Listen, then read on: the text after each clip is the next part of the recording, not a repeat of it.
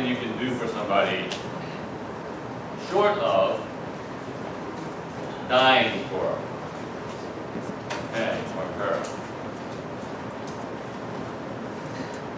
Maybe it's your loved one, maybe it's a total stranger. Dying, of course, is the ultimate price, but is there a second or close second to this? Is it giving your money to them? Is it sharing an intimate secret? Is it remembering a special day? Maybe it's spending your time with that individual. The one thing that you can do to show your love to an individual who is either your loved one or not has a specific approach to it. If you wanted to do that, how would you do it? How did Jesus do it? How did he demonstrate to people that he loved them? What did he do? What was the act? Was there an act? So what can you do to demonstrate love to an individual? Well, Jesus shows us that here, according to our text, and the text is very, very similar to other parables that we've studied. As a matter of fact, the theme just keeps coming back. And I'm going to mention one of those, well, two of those today. But Mark keeps reminding us this is what Jesus did. And why did he do it? Here's a familiar situation. Instead of the blind man coming to Jesus by himself, of course, he couldn't see, so he had to have somebody guide him. But it wasn't he who was motivated to come to Jesus. What does the text say? It says some people brought him. Remember, some people brought the deaf and the mute guy to Jesus, and Jesus healed him? Well, this blind man also was brought to him by other people. And then they asked Jesus to heal him. So, I know, you've asked a lot of, or you requested a lot of healing for other people in your lives. You interceded for people. You brought them to Jesus and said, Jesus, would you heal them? That's prayer. This could be prayer, but it's not. And certainly we should pray that God would heal other people, but prayer is different than this. See, this has feet. They literally brought the person to Jesus. It wasn't, they were praying that God would somehow heal this man. They tracked down Jesus and they brought the man and specifically requested Jesus to heal him. And what does Jesus do? He responds to the intercession and then he heals him. He demonstrates compassion for this guy and uses similar methodology in healing him, but not every method is the same, and this has its unique features. So, again, just like the mute and the deaf guy, we don't know if this individual ever heard about Jesus. We don't know that. The scriptures is unclear. We don't know whether he was motivated to go to Jesus or not. There was no mention of a prior relationship. All of these things are true. But whether they are or not, we still take people to Jesus. One thing we do know is that these people had some relationship to this man. There's a motivation for this man rather than somebody else. So in your sphere of relationships, you can take people to Jesus for healing, whatever that healing may be. It could be physical, it could be spiritual, it could be mental, social, whatever it is. And they begged Jesus, again, like the individuals who brought the mute and the deaf guy, to touch him. And touch is synonymous with heal. So we see this repeated, that when people want Jesus to touch them, they're actually requesting healing. And that's just the terminology that they use because that's what Jesus did. So Jesus accommodates him, takes him away, of course, and even leaves the people who brought him. They can't even witness the healing either. And so he goes off, and then he heals him, and this is the method that he uses in order to heal the man who is brought to him. So how did he do it? This theme needs really be investigated, and it wasn't until preparation for this message that I found out what it was. So Jesus took the man by the hand. Well, remember, he couldn't see, so he has to be led some way. He could have done it by voice, or he could just grab his hand and say, "Come with me." So literally, before the healing, Jesus touched him. They requested that Jesus touch him, and he literally did, before he literally healed him.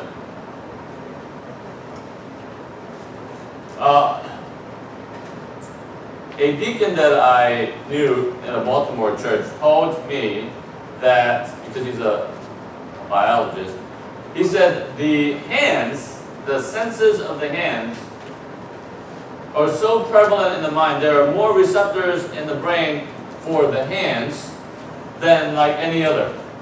In other words, we are capable of doing so many things because so much of our brain is dedicated to our hands. That's why I'm amazed that when pianists roll over the keys, I'm going, how in the world is that? I mean, that's just like 10 people walking all at the same time making music. And my daughter does that, and I'm just, upstairs listening to that and going, wow, fingers are producing that. The touch is so powerful. I saw a video about the human reproduction, and part of that had to do with the touch. They said it is so powerful that you can do so many things with just touch. And touch is so intimate. And it heals. Remember, I told you that in order for somebody to be really, or individuals to be really healthy, you have to get 7 hugs a day. Okay? 7 hugs a day. Remember that number. Okay? I mean, I have 8 in the family, so all I have to do is hug each member of the family once and I'm done. So every day I need to hug my family members and then I'm healthy. Talking about psyche, about well-being, about the body's ability to enjoy and be encouraged. So when a husband and wife holds hands and walks on the beach, marvelous. When a father and son are walking like this, or he has his hand on the child, or he helps him across the street, that's all touch. Shaking hands, that's touch. We human beings are designed to touch. And they didn't probably realize this, but the reality is they were asking for something that was marvelous. They were asking Jesus to touch this man. Heal him, do good to him, revive him. One thing is for certain, that the blind man also had responsibilities. And his responsibilities are obedience to what Jesus was telling him to do, or guiding him to do. In other words, There is no way that a person will not be challenged to exercise faith in his confrontation with Jesus. Jesus will resort to that every single time. And Jesus is resorting to this also with the blind man, because the blind man had to trust him. Now his buddies are not, or whatever the relationship that he had with these people, the people who brought him are not there. Jesus is taking this man off by himself. And this man following Jesus had to trust that he wasn't going to toss him off the cliff. So the man follows Jesus and does everything that Jesus tells him to do and receives everything that the Lord does to him.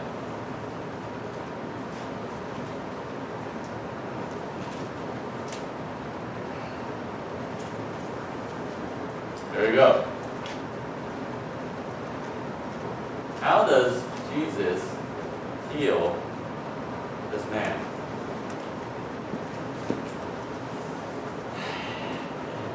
He took the blind man by the hand and led him outside the village. When he spit on the man's eyes.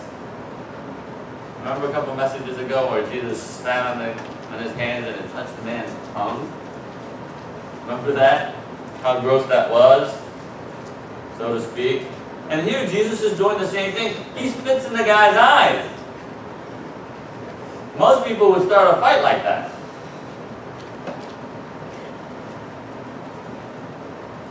And the blind man took it. It's not like he can't hear, because he has perfectly good ears, even though he can't see. Jesus, did you just spit on me? Back off. He's taking it. And here's the strange part about this healing. Remember, in other healings, Jesus speaks it. Jesus says, eyes, be open, walk, pick up your mat and walk, does all of those things. He doesn't say anything, he just spits in his eyes and asks the man, do you see anything? He looked up, I see people, they look like trees walking around. One thing we know about this guy, he used to be able to see. How do we know this? He knows what a tree looks like. So he must have lost his sight at some point, and now he sees people like trees, and he describes it as such, and Jesus sees that, and then Jesus in verse 25 says, once more Jesus put his hands on the man's eyes. Now it's not spit, it's his hands. Now he touches man's eyes. And his eyes were opened, his sight was restored. Used to have sight before, lost it, now it's restored. And he saw everything clearly.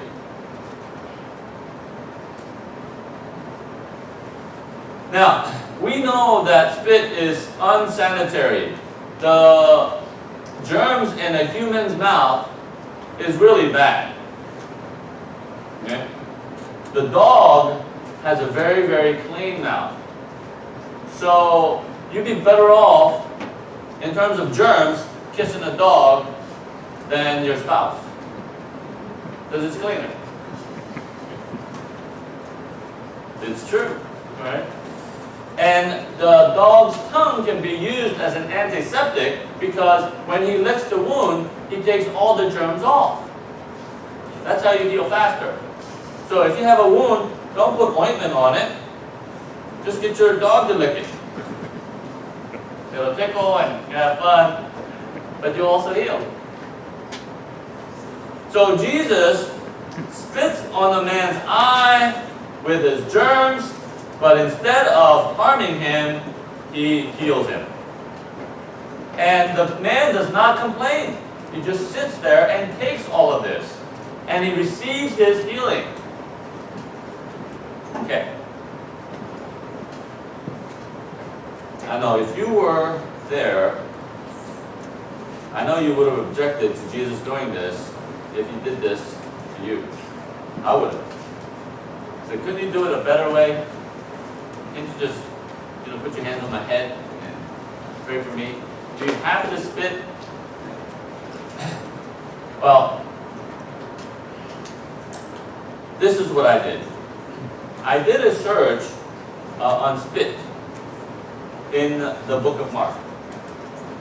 5 times spit is used.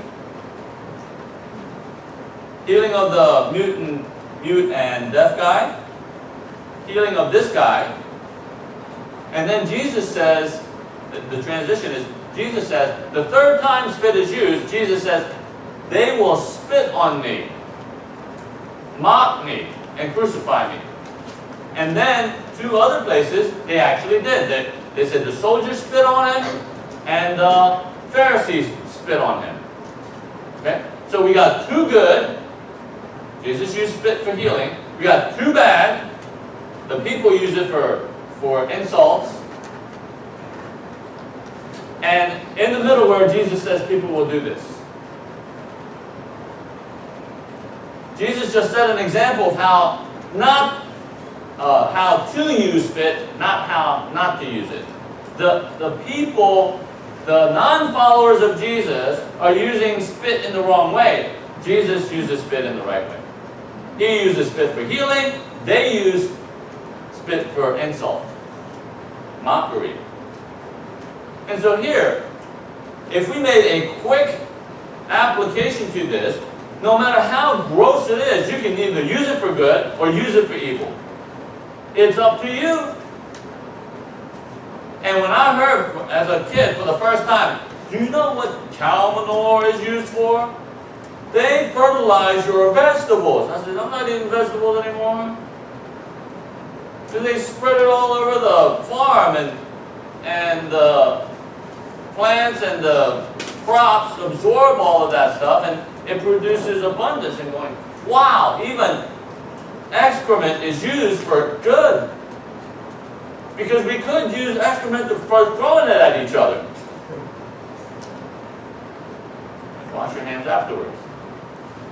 But here Jesus demonstrates that even something that is considered nasty can be used for good. Whatever it is that you have, you can use it for good or you can use it for evil. Jesus demonstrated that. After the second try, puts his hand on him again, he says, or it says, that because he did that, the man's eyes were open, he saw clearly, his sight was restored. There was no command of you are healed, be open, none of that. It's just touch. Purely by touch, Jesus healed this man. Purely by touch. Didn't say anything. Now, let me make an application also while we're at it. When you go to a funeral, you don't have to say anything. You can support the person just by touch. Go hug, hold the hand. Don't say a thing. As a matter of fact, in the Jewish system of comfort, and you see this in Job. They sat with him. The 3 friends went to Job. They sat with him for 7 days and said nothing. Do you know why? Because tradition says the person mourning has to speak up first. So if the person mourning doesn't say anything, neither can the rest of them. If you're there to comfort somebody and you're trying to say something, shut up. Let the person who is hurting say something first. And even then you don't have to say anything. You can just touch and heal. Jesus said nothing. He just touched them in order to heal. The first time, or the first part of the healing was that people were walking around like trees. And then the second half of it is you could actually see everything clearly, just as when he didn't have blindness. Jesus healed him completely. So for Jesus, partial healing was not enough. Incomplete healing was not enough. He didn't say, oh, at least you can see people like trees. Be on your way. No. He wasn't done until he could see just like everybody else, just like he sees. And his healing was complete. And the emphasis for Mark was his eyes were open, his sight was restored, he saw everything clearly. So like repeats himself 3 times. 3 times. He emphasizes the reality of his sight being restored by Jesus wholeheartedly.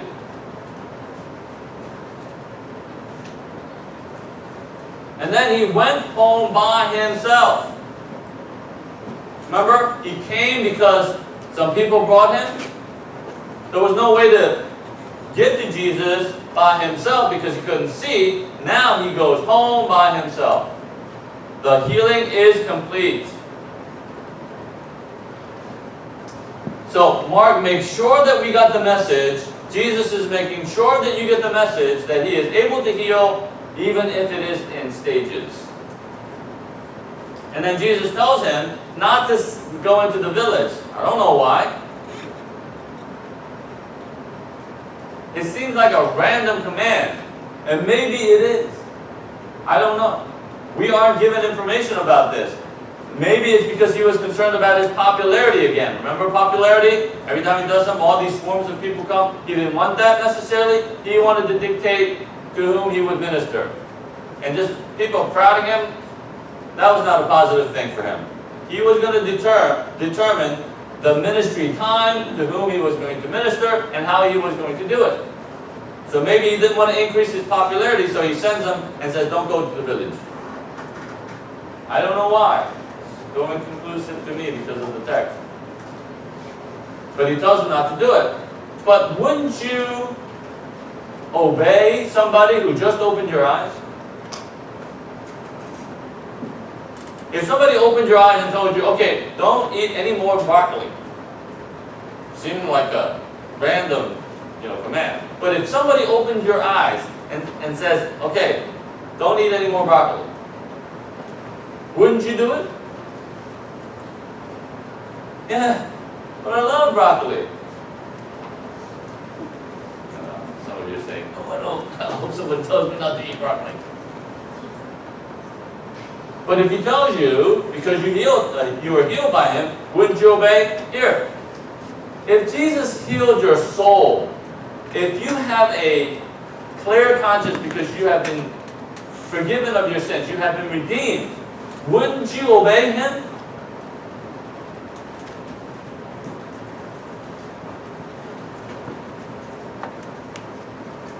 If your parents are taking such good care of you, providing for you, wouldn't you obey them? If you had a wonderful sibling, older sister, older brother, who took good care of you, I know that's rare. Some of you are really good though. I commend on that. Wouldn't you obey your sibling, your older sister, older brother?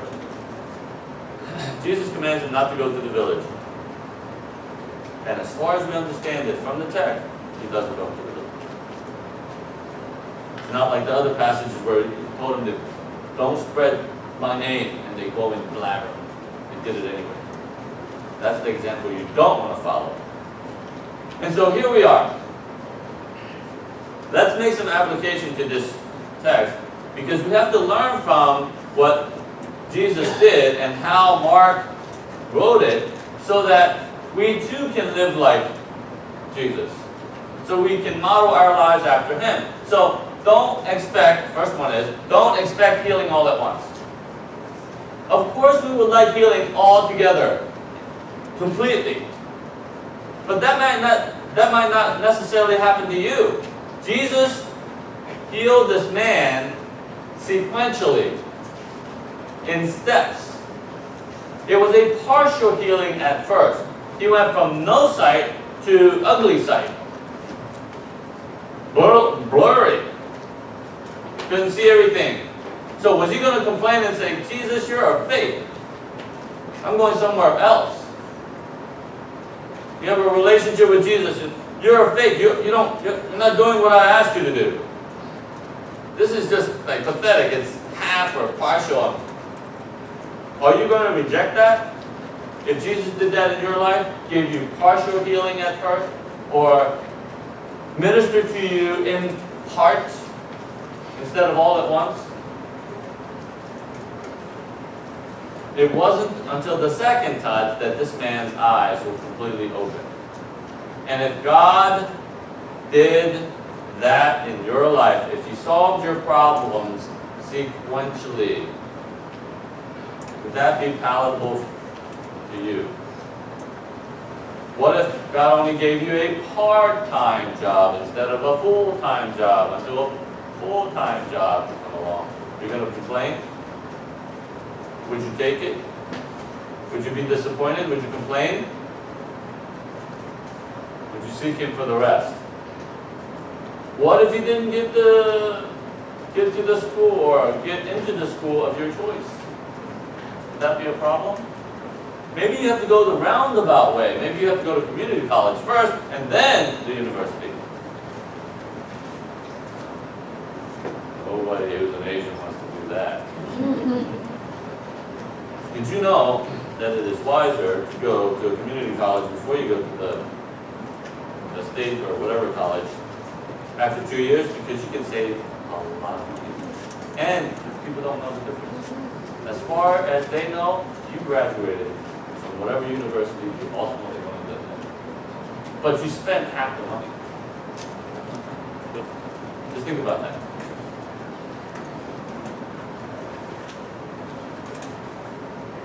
If you don't get it right the first time, will you keep trying? Jesus took 2 steps to heal this man. What if He took 5 in yours? What if He took 7? Would you be able to accept it? The reality is, He can do that in your life. Heal you in steps. Minister to you in steps. Solve your problems in steps. Not give it to you all at once. Alright? Secondly, don't disdain God's method of healing. Welcome it. I mean, the blind man could have complained, Jesus, don't spit on me, please. And back off. No, I don't want that kind of healing. I don't want your method for healing. Yes, I want to see, but can you do something else? It's just like, I don't want non-Christians to tell me how to live like a Christian. I resent that. But if it's true, okay, if they tell me that I'm supposed to live like this, and I am, I should swallow that. If a bad mother, okay, obviously she's a bad mother. I mean, she doesn't even have to take care of her kids very well, and she tells me how to raise my kids, will I reject that if it's true? I say, I'm not listening to you. I'm not listening to you because you have bad kids and you don't know how to parent. Now you're telling me. If what she is saying is right, yes, accept it. And if God uses that individual to open your eyes, so great. It's really, really hard to take it when my non-Christian sister was giving me Christian perspective. And I was thinking in my head, what do you know? You're not even a Christian, but she was right.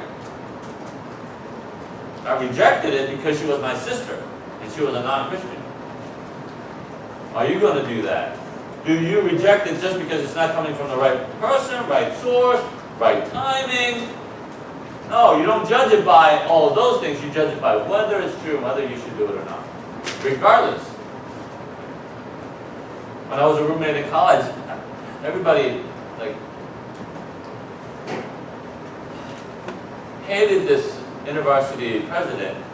Not hate is a strong word, but thought he was really odd, crazy. But he was totally committed, and he was all about non-compromises. Don't compromise, don't compromise. And they just didn't like him because that's how he lived. And they didn't want to be around him because he would talk about being fully committed, and they were uncomfortable with that. So, I, as a brand new Christian, looked at that and said, well, you know, most of our Christians, or the Christians in our fellowship, didn't like him. Why don't they not like him? Because he was saying something negative? He was living a bad life. He was not being a model Christian. No, none of that. They were just uncomfortable with the way that he was living a committed life. And they didn't want to do that. So I said to myself, I said, should I reject that because of that? If this is true, if this is biblical, then I should welcome it too. And so he became my friend, or I became his friend. So, can you handle the method that God uses to heal you, touch you, minister to you, lead you, guide you, give you perspective? If he does, if he uses some odd method, it just requires more humility on our part to receive it. It took humility on the blind man's part to receive spit.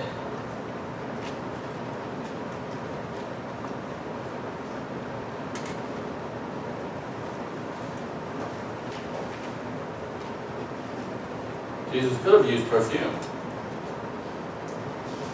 Could have used oil, because that's what the New Testament saints were supposed to do. They were commanded to use oil, anoint them with oil, and the person who exercises faith will be healed, and so on. That was the prescription, but Jesus didn't do that. I'm going to try that next time on my elder visit. I bet you're going to jump back. Say, hey, Jesus did it. If it's good enough for Jesus, it's good enough for me. It's good enough for you. I wouldn't do it, but maybe I should try sometime just to make a point. So no matter how gross it is or undesirable, can you handle the method by which God ministers to you? Don't reject it. Welcome it and be healed. Alright, thirdly, don't flaunt God's gift to you. Jesus wasn't about to show off his ability. Jesus, because he could heal, didn't mean that he wanted to heal everybody. Nor did he want everybody to know that he could heal. For the longest time, there was this woman at church that I used to serve in. I didn't know she was a physicist. She had a postdoctorate degree in solar power, solar physics. You would never know it. Never. I never knew it. Wasn't even on my radar. So she had a doctorate degree, and then she got even further in her degree pursuit concerning the sun. And here I didn't know it. She didn't tell anybody. Finally found out. I mean, it was different ways that I found out. But I never knew. Because she didn't wave it around. And Jesus is not about waving things around. You have the ability, when it's appropriate, use it. Glorify God with it. You better glorify God with it. But that doesn't mean you throw it up on a screen and say, everybody, here it is.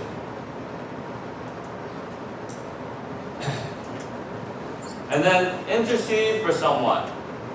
I'm not talking about just prayer, because this is not a demonstration of prayer. They didn't just pray for this guy. They took him to Jesus. And we can make an analogy. Oh, anytime we're taking him to Jesus, we're taking people to his throne room and bringing him sort of by intercession, by prayer, right? No. We're talking about using feet. Okay, does he need a counselor? Take him to a counselor. Does he need a pastor? Take him to a pastor. Does he need worship? Take him to worship. Does he need activities? Fellowship with other Christians. Take him to a picnic. Whatever it is, grab the person and take him there. Use your feet. Use your feet. Don't just pray that the Lord would save this individual. Take him to Jesus. There are all kinds of activities that we as Christians participate in that has Jesus in it. Take him to a ball game with other believers, and you'll see the kind of fun that we have. I could not believe it. Right after I became a Christian, I said, I never knew that Christians had fun. Like, Amazing. And I realized that Christians should have the most fun because they can have fun with a clear conscience. They don't have to feel guilty about drinking and partying and believe this and boast about, oh man, I was so dog sick, I threw up 4 times, and everybody, ooh. That's not, what kind of life is that? And they boast about that. No, I can really belly laugh like nobody's business when something is funny. And have a clear conscience doing it. And we can really enjoy each other's company without sin. That's fun. That's not enslavement, that's fun. Surely that's fun. So, these individuals took the man physically to get healed. But here, we have to understand, I have to answer the question that I started with from the beginning. Remember, Jesus didn't seek him out. The man came to him through his people. It wasn't that Jesus noticed him out of the crowd, just like the one guy who was bedridden, and he was lying on his mat. Jesus didn't know him. Jesus didn't use him as an illustration. Jesus didn't even demand anything from him. Jesus just healed him in response to the intercession that they gave. So,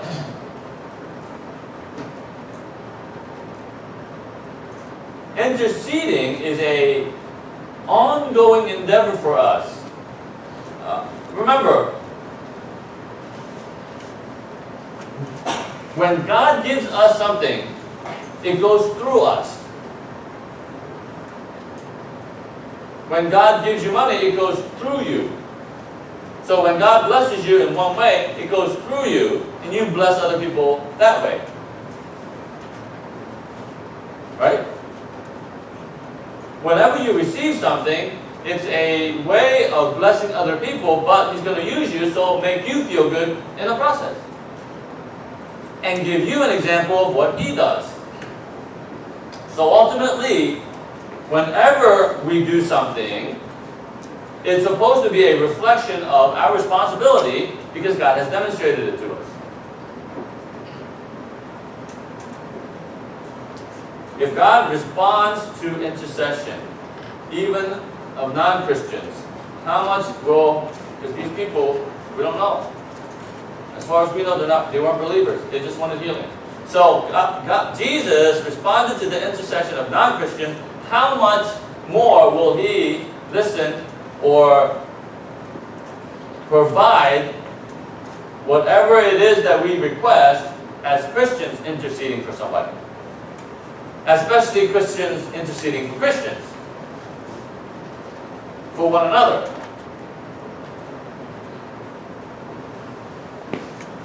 So the implication is amazing. If God does that in response to non-Christians, how much will He do in response to Christians? So are you interceding for somebody? Do you need intercession for yourself? Ask somebody to intercede for you. Let them take you to Jesus. Ask Jesus to touch them. And then finally, let's answer the question that I began with. How is it, and what is it that we can do to demonstrate love for somebody, love to somebody, without giving up our lives? What can we do? Jesus demonstrates this here, and it's marvelous. Okay? And that is the principle of do good for the sake of doing good. In other words, the reason why it was cloaked, the cloaked message title is Good for Nothing. Right? You thought, yeah, he's good for nothing. No. The reason why I made that title is because I wanted to make the truth mysterious. So you're actually doing good for no benefit of your own. You're being good for the sake of being good. And Jesus here demonstrates that. He heals the man, but what does He require of him? nothing. He doesn't share the gospel with him. No, he could have, but he doesn't. He doesn't demand anything. All he does is tell him not to go into the village. Maybe that's a warning. Maybe there's a crowd over there. Maybe, there's a party going on and, he would just be overwhelmed. I don't know. It's just a command. But he does good for this man without expecting anything back. Without demanding anything. So whenever you do something for somebody and don't demand anything, and you did it because you wanted to be good, what can they do? All they can do is receive it and be blessed by it. So if you pick out a stranger, you go to the inner city, and you give the person money, okay? You don't demand anything. You don't even share the gospel. You just give the person money because the person looks like he needs it, okay? And then you walk away. You love the person for the sake of loving the person. No strings attached.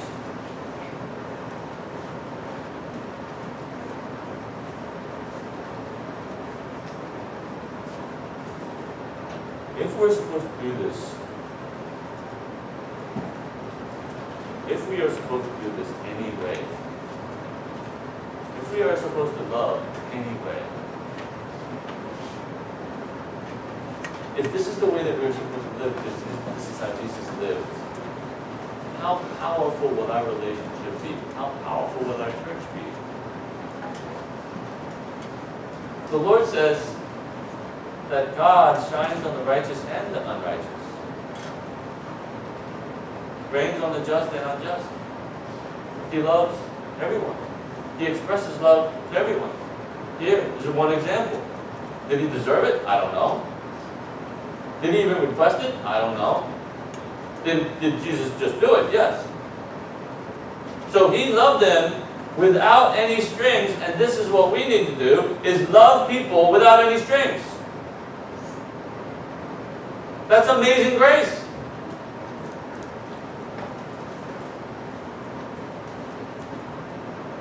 We have difficulty loving each other because we want something from them. We want them to be changed. We want them to treat us well. We want something from them. Response, borrowing, whatever it is. We want something. But we are supposed to love one another without any strings. That's how we truly love, because love does not have strings. And Jesus demonstrated that here. The best way to love somebody, other than dying for them, is to do something without any strings. Just being good for the sake of being good. Because that's who you and I are supposed to be. Because that's who Jesus is. It's great. Our Heavenly Father, thank you so much for demonstrating life and righteousness through our Lord Jesus. This scenario where he healed a man, but he didn't require anything of him. Didn't even share the gospel, which is a good thing. Just let him go and said, in effect, without words, enjoy the healing. Be blessed. It's remarkable. And Father, what a challenge that is to us to live like that. That's nearly impossible. Well, it is impossible. Apart from your enablement, apart from the Spirit's enablement, we will always find a way to use other people for our gain.